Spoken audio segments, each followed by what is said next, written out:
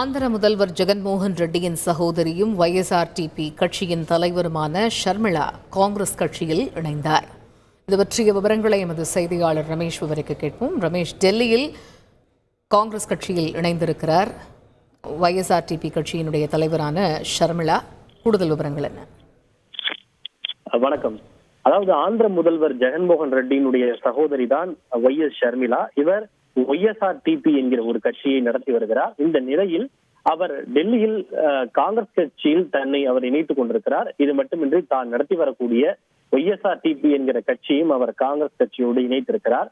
காங்கிரஸ் தலைவர் மல்லிகார்ஜுன் கடுகே மற்றும் ராகுல் காந்தி ஆகியோர் முன்னிலையில் அவர் காங்கிரஸ் கட்சியில் தன்னை இணைத்துக் கொண்டிருக்கின்றார். குறிப்பாக ஆந்திராவில், அதாவது ஒருங்கிணைந்த ஆந்திராவினுடைய முதல்வராக இருந்த YS ராஜசேகர ரெட்டியினுடைய மகள் தான் YS ஷர்மிளா. இவர் ஆந்திர முதல்வராக தற்போது இருக்கக்கூடிய YS ஜெகன்மோகன் ரெட்டியினுடைய சகோதரியும் ஆவார்.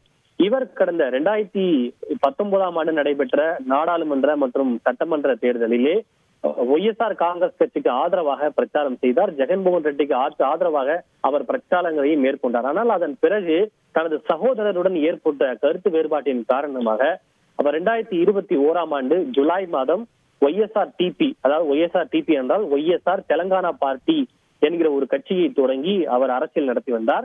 இந்நிலையில் கட்சியை தொடங்கி 2 ஆண்டுகளுக்குள்ளாகவே தன்னுடைய கட்சியை காங்கிரஸ் கட்சியில் அவர் இணைத்துக் கொண்டிருக்கின்றார். அண்மையில் நடந்து முடிந்த தெலங்கானா மாநில சட்டப்பேரவை தேர்தலிலே அவர் காங்கிரஸோடு கூட்டணி அமைத்து போட்டியிடக்கூடும் என்று தகவல் வெளியானது. அது தொடர்பாக சோனியா காந்தி எல்லாம் கூட அவர் சந்தித்து பேசினார்.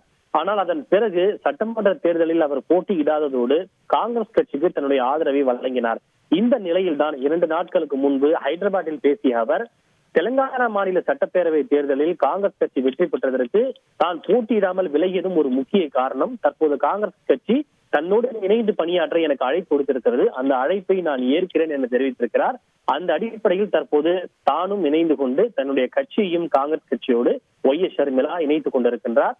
ஆனால் இவர் இனி எங்கு அரசியல் களமாட போகிறார் என்கிற ஒரு கேள்வி எழுந்திருக்கிறது. ஆந்திராவில் தன்னுடைய சகோதரருக்கு எதிராக அரசியல் களமாட போகிறாரா, அல்லது தெலங்கானாவில் சந்திரசேகர ராவுக்கு எதிராக அரசியல் களமாட போகிறாரா என்கிற கேள்வி எழுந்திருக்கிறது.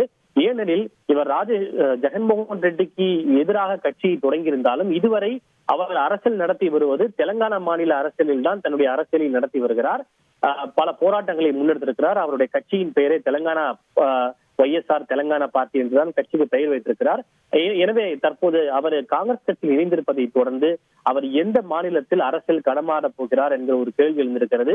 எப்படி இருந்தாலும் எதிர்வரும் மக்களவை தேர்தல் மற்றும் ஆந்திர மாநில சட்டப்பேரவை தேர்தலில் காங்கிரஸ் கட்சிக்கு ஷர்மிளாவின் இணைவு ஒரு புதிய உத்வேகத்தை ஏற்படுத்தும் என்று அக்கட்சி தரப்பில் எதிர்பார்க்கப்படுகிறது.